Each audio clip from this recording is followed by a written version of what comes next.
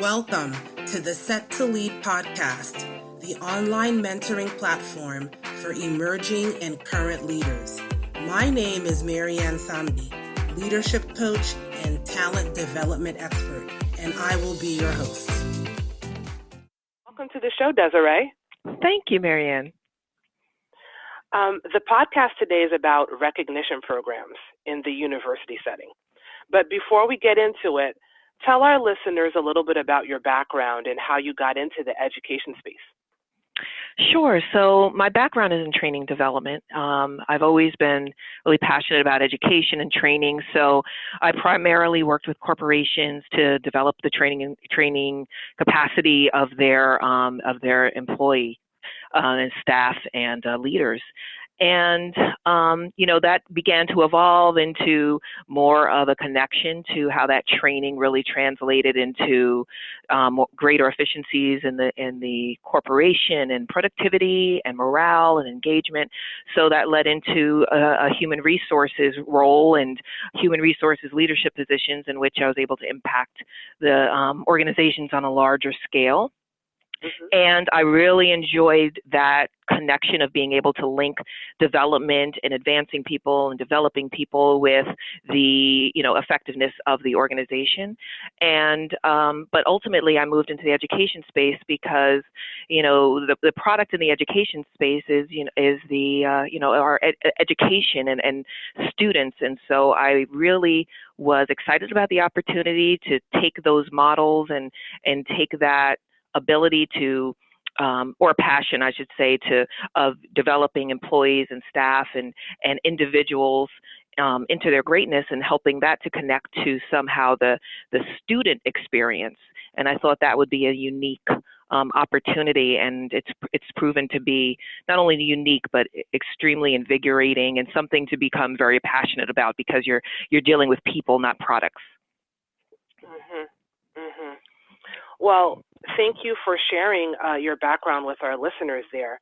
But now that you're in the education space, you are the brilliance behind a newly created recognition program at William Patterson University. What prompted the university to create such a program at this time? So when I arrived at the university, there was no recognition programs in place. They did have kind of a years of service award program, but there was no recognition. And I think, they recognized that there was a gap here. And as any organization or institution would probably tell you, it's very difficult to pick the right program because every culture is different. And you really have to study, understand the culture and the people to know what program is the right fit for you. And that a cookie cutter approach is never, the most effective approach. So, they asked me, and actually my position arriving in university was a big part of it was impacting engagement and morale and, of course, employee development. So after, a careful examination and digestion of the culture here and understanding from my history what works in recognition, we felt the time was right to introduce a program that could address the many different the variety of people that work in a university setting, the variety of rewards that they would respond to, the variety of personalities that we have and how they see recognition and how they would feel recognized. So the timing seemed right because of the gap, and the timing also seemed right because morale could always use a boost, but there was nothing to really demonstrate to the employees and the faculty and staff here how much they were appreciated. So there was a need. And from that need came the desire to fit that need with what was perfectly suited for this environment. So after the assessment, you guys decided to deploy this recognition program. Yeah. What type of behaviors do you typically like to showcase in your recognition program? Sure. So, the behaviors you want to, showcase and recognize are first, at the first level, you want people to have the freedom to recognize what they value and not limit it to only what, you as a corporation or institution see as valuable. So we wanted to create a platform where employees can openly recognize anyone for anything that they felt was a positive contribution to the culture, to students, to colleagues. But as a university, we decided to go the step further where you could recognize someone for anything you wanted, but then the additional levels of rewards would be given to those people who contributed things that really drove home the culture and the values of the university. So one of those things were to really just go above and beyond and demonstrate that you care about your colleagues and you care about students, and we even call it a CARES Award. So, we want to have a culture where people are quickly responsive to the needs of their colleagues, quickly responsive to the needs of students, that they don't just do what's asked of them, but they're willing to go above and beyond. So those types of behaviors were rewarded. We also wanted to drive home this, continuous improvement value.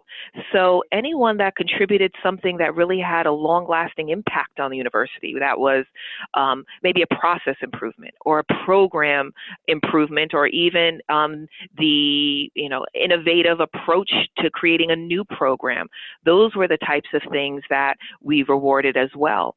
And then we've even, gone as far as like at the end of the year to have one top award that really gives honor to someone who contributed something that has been demonstrated to produce long-lasting results on our environment. So and each year the president will present at that award, and all of our VPs and all of our directors are involved in supporting the program, which really demonstrates to the employees how much we value their contributions. And with this recognition, is it just verbal? So no, we have a platform that's almost like our internal social media Facebook, if you will. So it's called Teamphoria, and we use this site for online social engagement. So employees can give one another virtual medals, and these virtual medals appear on a feed that all employees have access to. And they can go in at any time and honor any other employee that they would like to, based on the contribution that they made. And so someone helped them with a project, or someone went out of their way to really facilitate something that was above and beyond the call of duty. They can go on this site and quickly just give that person a medal, and everyone gets to know about it. And the beauty of that is that a very large organization or a very large spread out institution can now become cozier.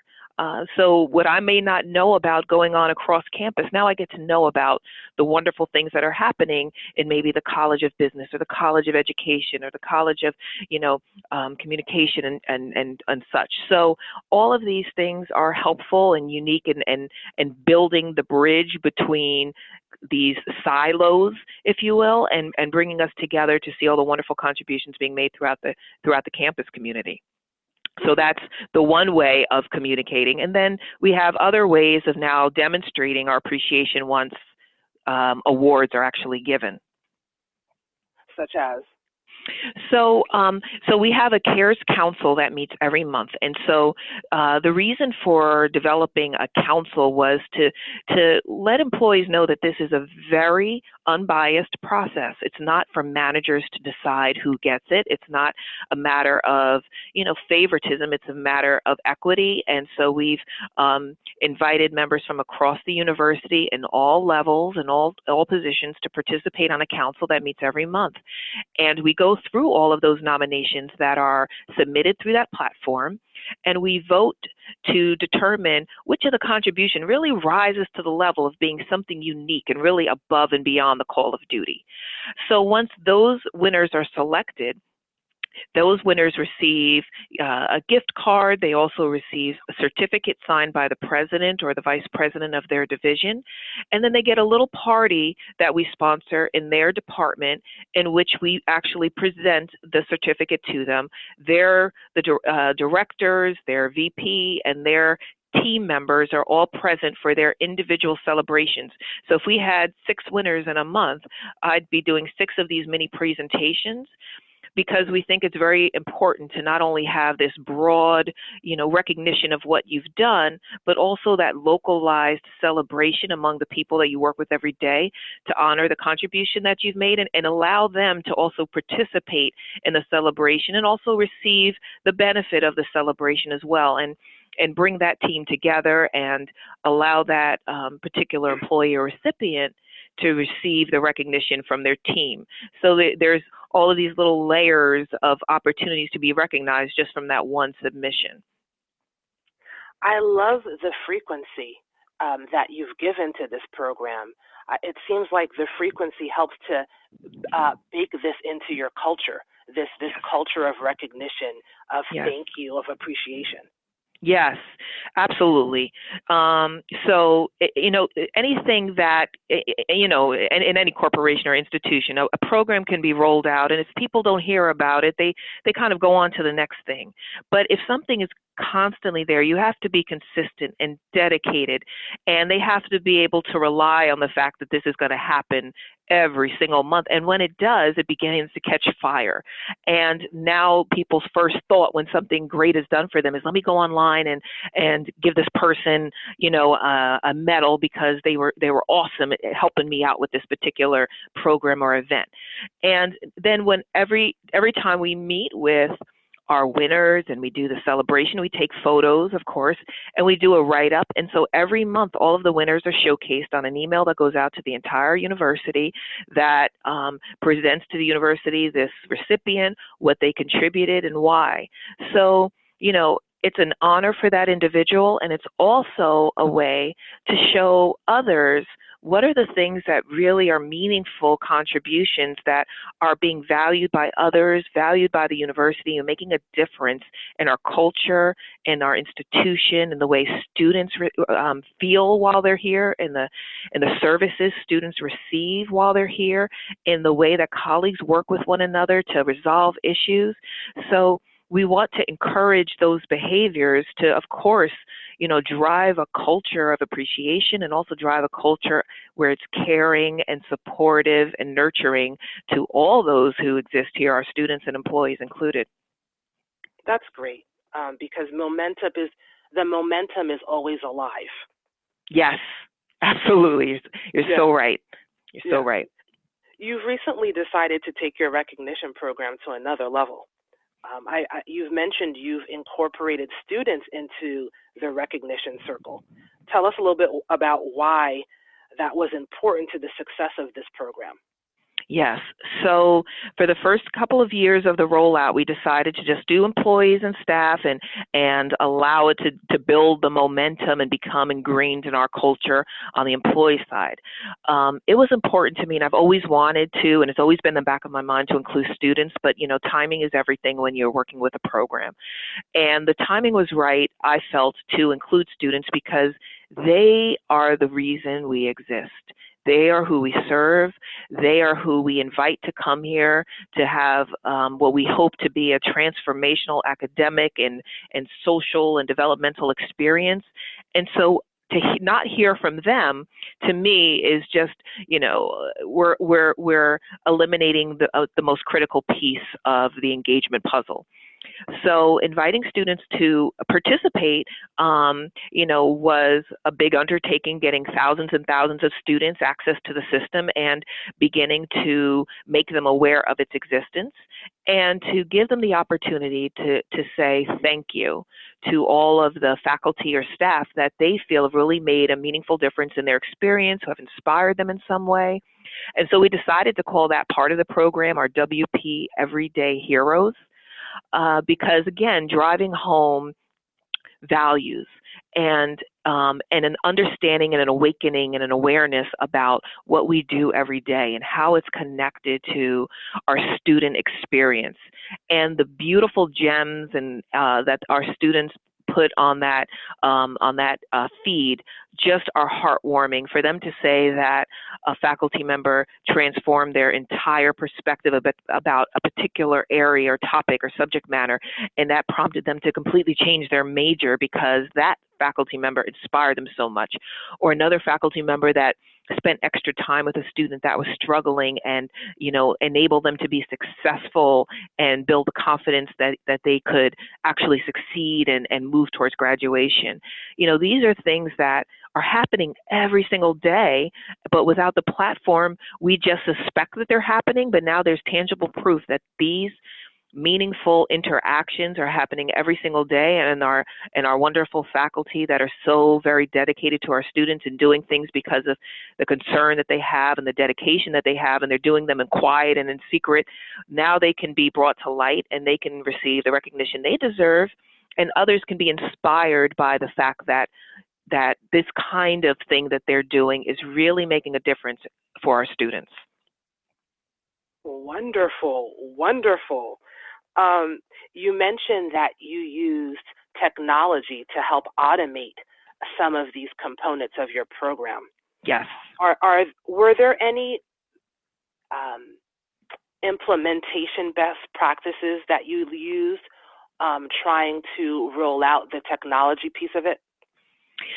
So, of course, with any technology rollout, you want to test before you roll out and make sure that there are no glitches, because, people, as soon as they get online, if something's not working, they want to make sure that they probably won't come back. But working with Team 4A was wonderful. They were extremely supportive, very, excited about, our projects. And so we didn't have technical challenges, but the challenge then becomes making it accessible to your employees and making it comfortable and making it easy for them to use. So, we made sure to provide links on our intranet site so it was easily accessible, on all of the initial rollout. We distributed little cheat sheets to give people guides on the easy 1, 2, 3, 4 steps to get into the system. We created our own little, pamphlets for how to give a recognition. So we wanted to make it really easy for people to use. And it's already a very usable, user-friendly system, but we wanted to make it very easy. And the fact that there's also an app to it was very helpful for maybe our operations staff who are typically out in the field. For them to be able to give recognition from their phones was also wonderful. But for any rollout, to me, it has to be personal. So aside from the emails and flyers and tools that we provided, we did personal presentations throughout the university. For a week straight, I must have done 35 different presentations, because I did them at all different times. And in any higher education environment, it's very difficult to capture faculty because they're teaching all the time and they're between classes and they may not have the time. So you want to make sure that anyone could potentially attend any session at some point that's convenient for them. So we held a number of personal sessions in which we talked about why we're doing recognition, why it's valuable, and how to use the program.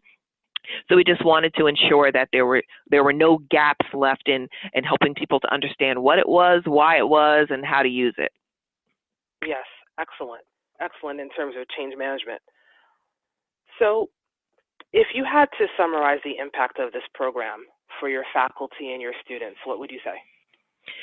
So I have the benefit of, as I mentioned, attending all of the individual celebrations that happen throughout the campus, and I have observed just a glow in the recipients and a change in them, just feeling valued and feeling seen for what they do.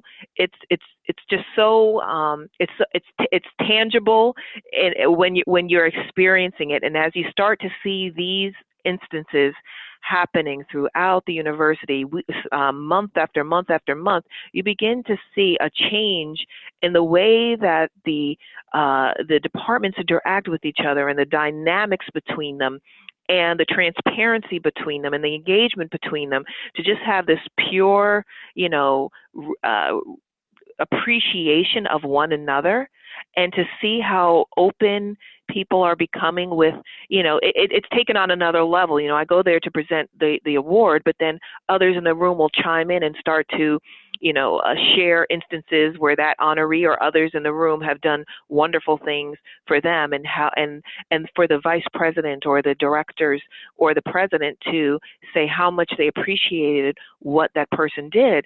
And it's a moment to pause and to show employees that they do mean something to us. And any company institution could testify that sometimes you get absorbed in the tasks, and everybody's so busy with the tactical and execution that we rarely pause for appreciation. And this is a way to be mindful of the people that make this place what it is, and the heart that's in them that calls them to do more than they're asked to do. And in doing that, I see the change in the way people interact. The utilization of the program, has just, grown, and the consistency of the recognition and the reliance people now have to use that tool to acknowledge others and their colleagues for what they've done. So sometimes, with engagement surveys, you can absolutely, you can get a number, but sometimes you also have to rely on what can you feel about an environment, because you can walk into one environment and feel, oh, there's something toxic going on here. Something's not quite right. They don't seem like it's a healthy environment. And you can walk into an environment and hear people laughing and interacting, engaging, and working well together, and collaborating and being responsive to one another's needs, and going out of their way to help students, and the stories that continue to be shared. I really think it is something that we feel before you necessarily see, but we are starting to see the benefits in now having the students involved in the testimonials that they're providing about the experiences they're having with our staff and our faculty. Yes. So I'm sure it helps your overall reputation as a great university.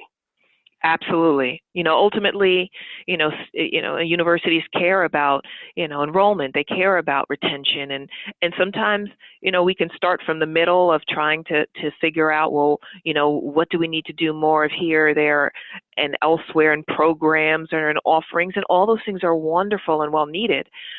But you always have to go back to the core and the why. And how are you doing things, and how are you delivering your services, and how are you treating employees and students, and how do they feel when they walk on this campus? To hear testimonials from students talking about things that that some of our employees have done, that one touch point might seem like something so small for someone, but then when you have multiple touch points of great things happening, that creates your experience. And we have to connect with the fact that every touch point that a student has and every touch point that an employee has creates their experience with their job or their academic experience as a student in university. So we want to create these wonderful moments, positive touch points, and eventually that transforms into a wonderful, healthy, thriving, engaged culture where when people walk onto our campus, they'll get that tangible feeling. We hope that this is a great place to be, and I feel like I'm at home. Yes. Desiree, thank you for taking the time to share with us today. If our listeners want to follow you or find out more about your success stories in faculty and student engagement, how can they follow you? Sure, they can reach out to me on LinkedIn, Desiree Highsmith on LinkedIn, and I'd be happy to share with them any insights that could be helpful to them in developing their own recognition programs to be successful in their environment. Thank you. You're very welcome. My pleasure. Thank you for having me, Marianne.